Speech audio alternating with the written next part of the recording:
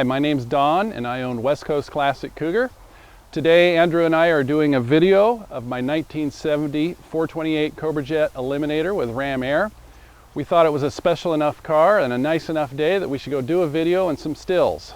So here we are at Frank's place. Let's do a walk around and I'll show you the ins and outs of the car.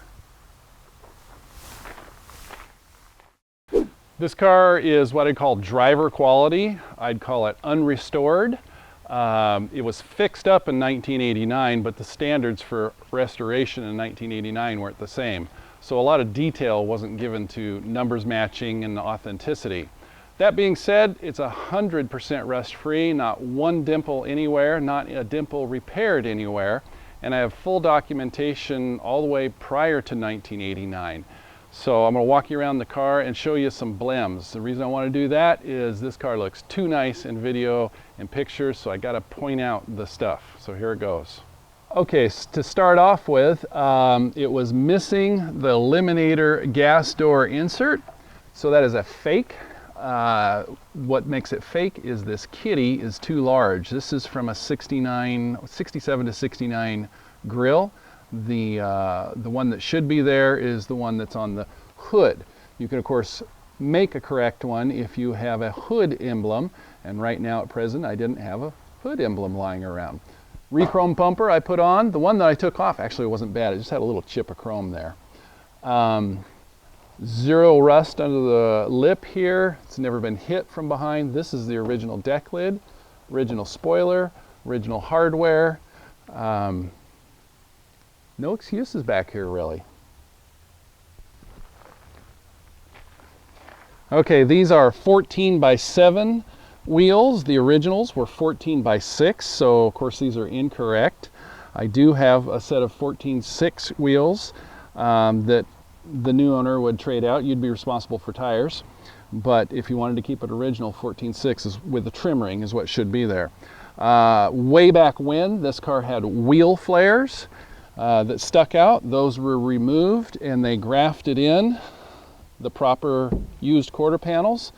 Since this was done in 1989, I'd say they did a pretty good job because there's absolutely no indication exterior wise where they grafted in the repaired metal from an original car. Both sides look really clean in this respect. This is originally a California car, so a lot of the weather stripping is rock hard and cracked. When you wash the car, it will leak in this area. Unrestored trim is in good shape, but you know, it's got some hairline scratches and water spots and whatnot. Multiple places in the car, you'll see little scratches and nicks in the paint, a little imperfection in the stripe there.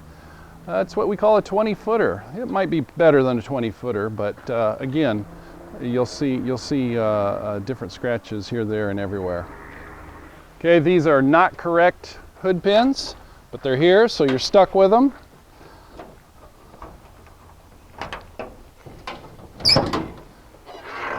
First thing I want to point out is the hood. A lot of the sheet metal on this car is original, but the hood is not original, and here's why I say that. When you look at the lip here, that's obviously hand cut and a poor job. Looks like maybe they used tin snips. I do have a correct 428 Cobra Jet hood. One could use the template off it to make it more correct.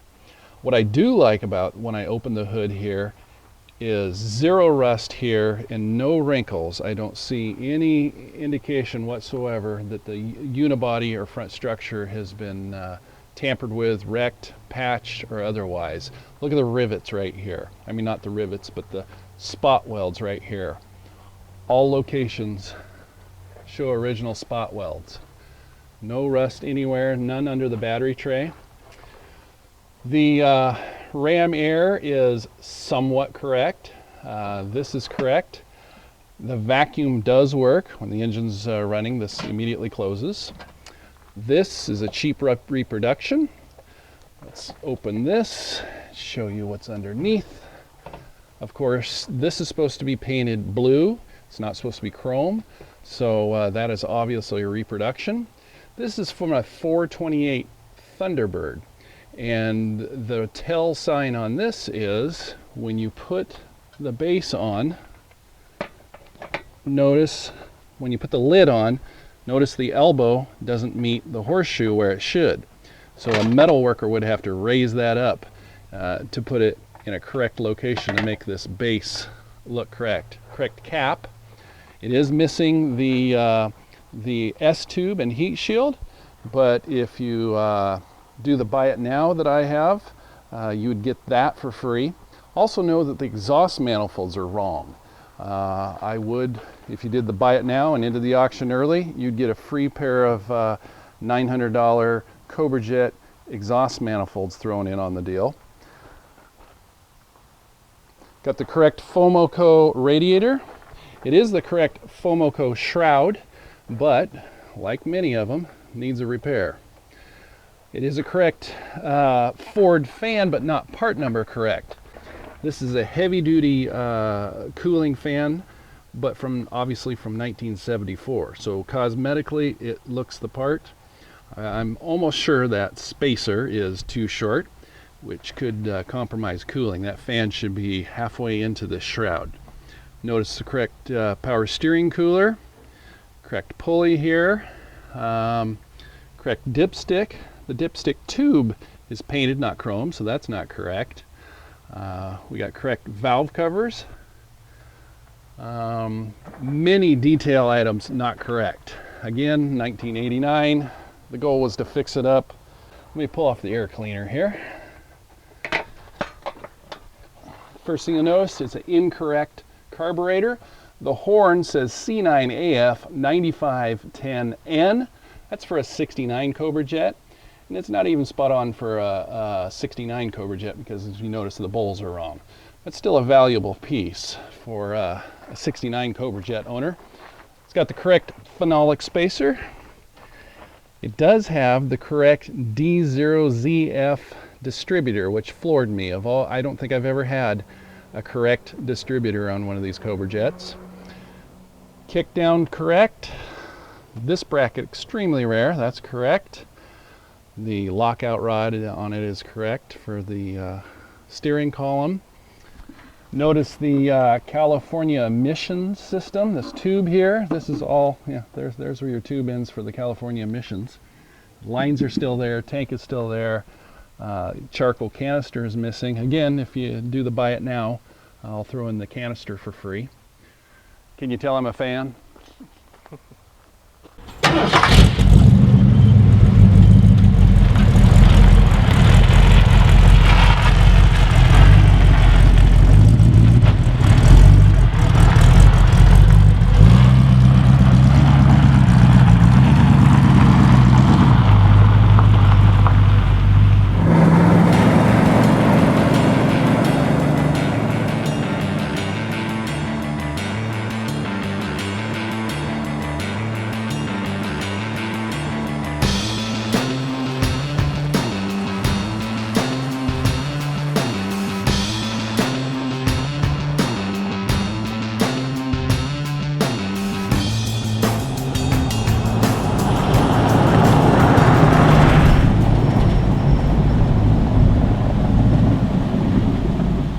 Okay, finishing up with the front end.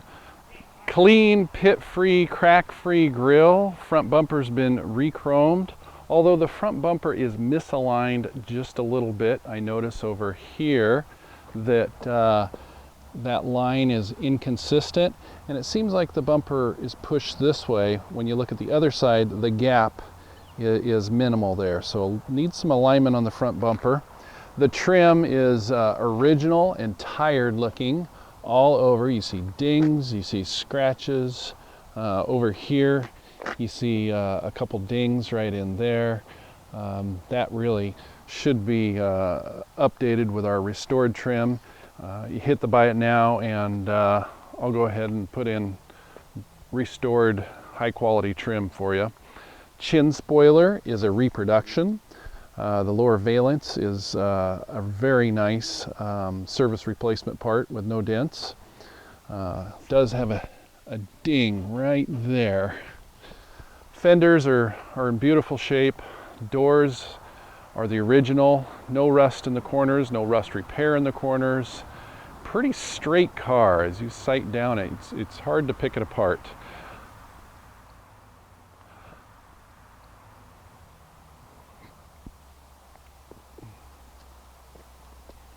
This mirror base needs to be replaced.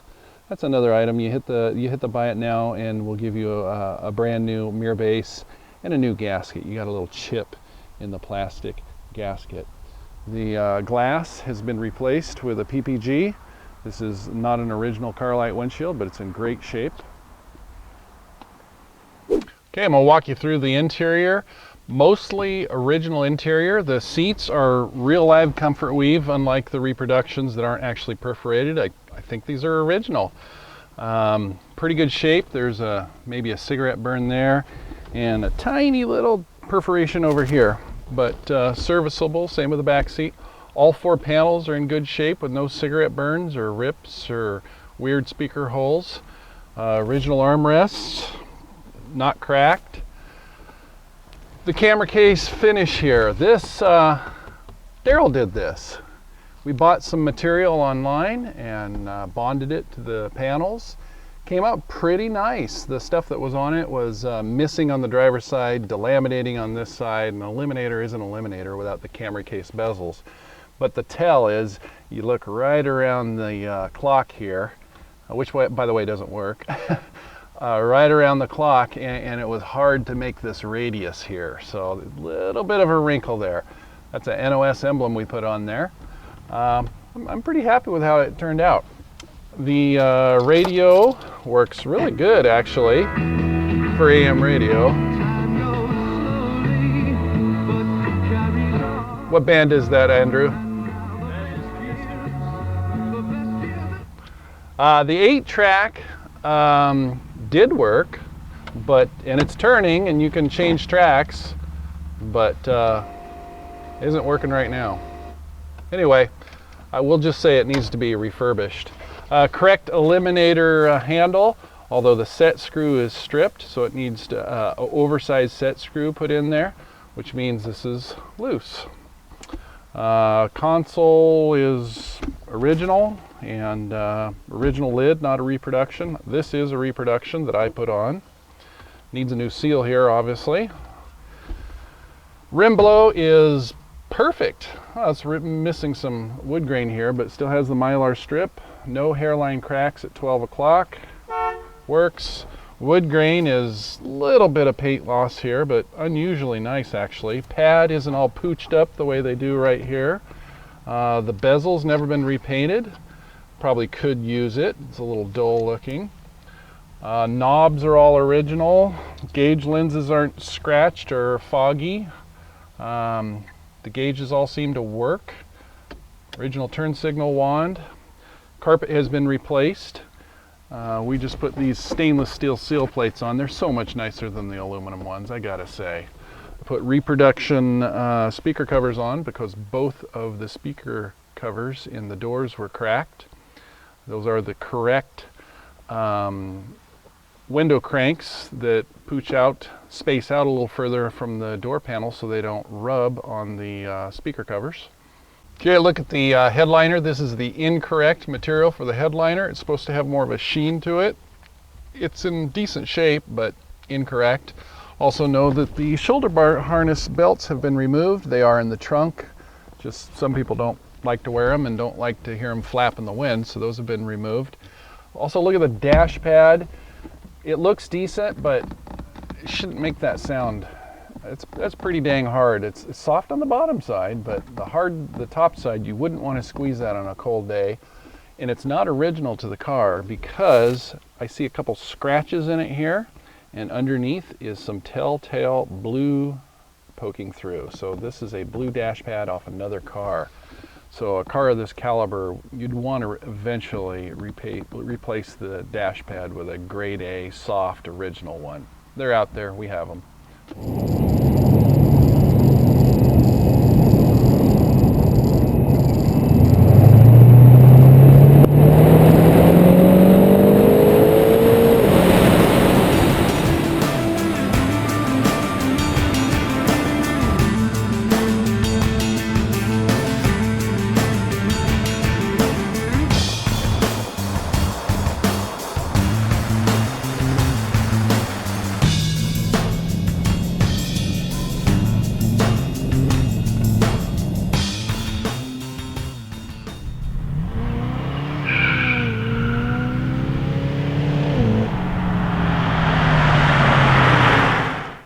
to continue on with showing you the trunk and underside.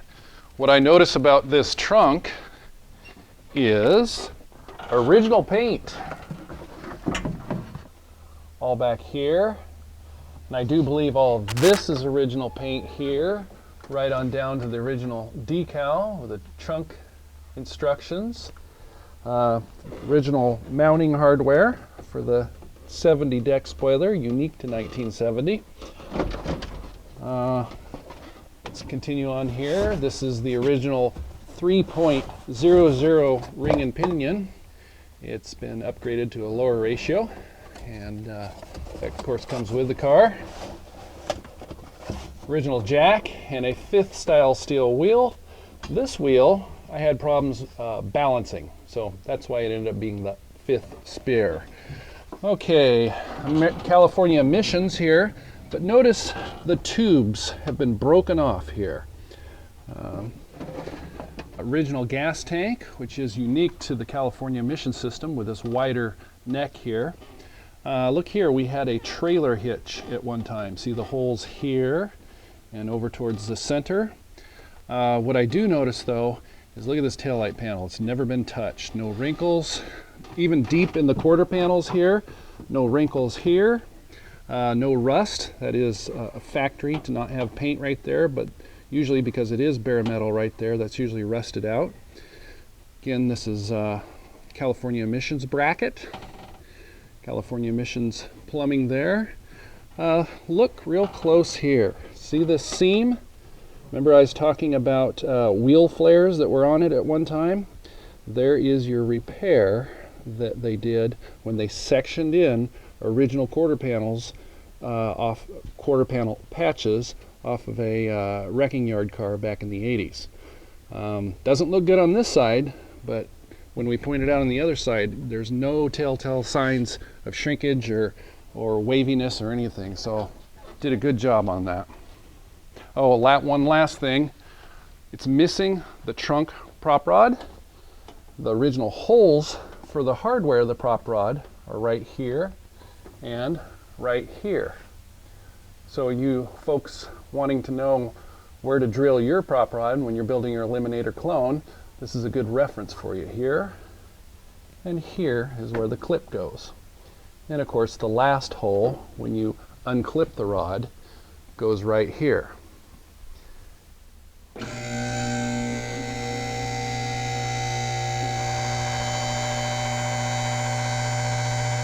Okay, if you ever buy a car like this without looking underneath, good luck. It's a whole different story when you get it up in the air. I think this one's a good story though. Let's start at the front. Your typical floor jack damage right here. Not too bad. What I want to stress in this car has never had any rust, not even a pimple. It's been in the desert of Oregon for most of its life. Prior to that, it was California.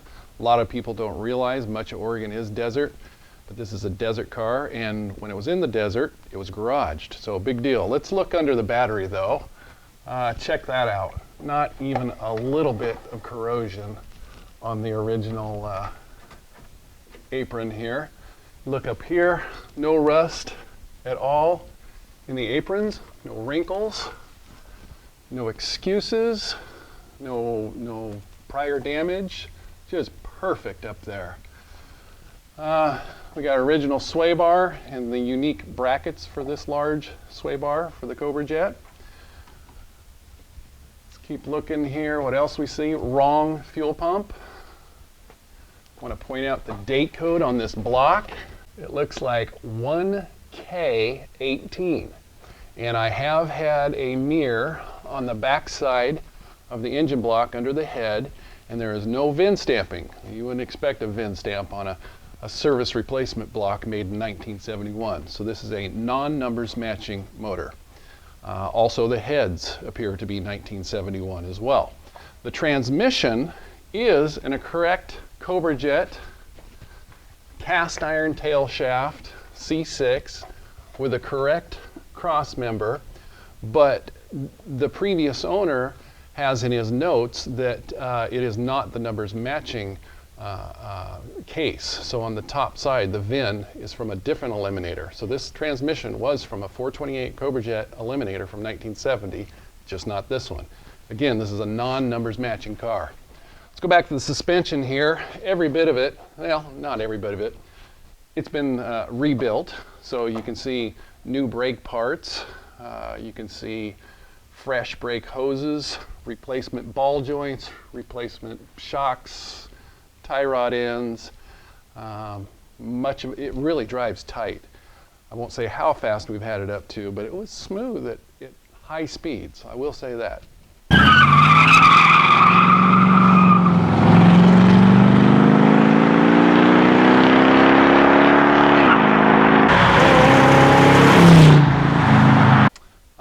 Do notice that this is a reproduction lower control arm, and this one is an original, maybe a service replacement Ford, I'm not sure.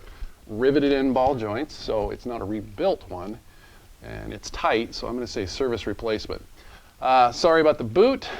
Oh, look at the damage on this ram here. You hit the buy it now, and I'm going to replace that with a rebuilt ram. I'm going to put another another idler arm on there, and I'm going to replace this boot if you want to end the auction early for a buy it now price. Let's move on to here. Hey, this is great. Original lockout rod. So when you put it in park and take out the key, it's an anti-theft device. It's a very valuable, hard to find part. Kick down rod, and the C6 unique to 1970 shift lever is right here. Oh, and by the way, all this wetness you see here is not from a leaking system, but rather a hose came off while I was driving, and I put it back on, roadside repair, and threw some Type F in it and got down the road. Move on down to the floor pans. Oh, check this out. Check this out. Look at these torque boxes here. I mean, not even dirty. I mean, usually there's a pack full of dirt and debris and mud. Nice, clean, perfect torque box here. Perfect floor pans, no patches, no repairs. C-plugs are out. I just can't pick apart the underside of this floor pan, torque box, frame rail, every pinch weld right on the money. This might be a little bit, yeah, look at this, a little bit of a dent right here. Floor jack or who knows what, and a little wrinkle right here that could be ironed out. Let's move to the rear floor, torque boxes under the rear floor. Perfect. Perfect pans. Oh, we have some beautiful additional exhaust brackets from who knows when. And we got some budget small town dual exhaust. Actually sounds pretty good. It is the correct nodular case here on the 9-inch. I have verified that it has 31 spline axles. The rear end has been rebuilt. It is a traction lock and it works nicely. Do believe the ratio is 3:5. Let's move on back to the rear sway bar. Here we go. Rear sway bar in place. Here's some California emissions tubes still in place, so it's not all missing. That's good to see. Original 3-prong sending unit here for the low fuel, as seen on Eliminators and XR7. Sway bars not bent, rusty, or otherwise. Correct sway bar plates you can see sandwiched in here. That's what they look like originally. Let's move back to the quarter panels. That's all original, no patches. That is how they look from the factory with the pinch welds all along there. Perfect wheelhouses. No rot in here whatsoever. No patches down low. Valence is original. A little bit wavy. Look there. There's a little bit of wave in there. And those are tricky to get perfect. This tank is, well, it's a mess. It's not rusty inside. It's a very rare tank. 1970 only, California emissions only. The only way to repair this is to buy a reproduction one, take it apart, and use the bottom half to bond it to the top half. And the top half is what is unique. So if you got one of these 70 emission tanks, don't just throw it away because it's rusty inside or dented on the bottom side. That top side is getting very hard to come by. I don't want to bore you going through the pages and hundreds of pages of documentation here, but it's just interesting. He's got information going all the way back to the 80s, previous owners, who did what, how the motor got blown up, why they replaced it, who did the transmission, you know, pictures of what it looked like in the 80s. There's the old license plates. The old license plates are here in the file.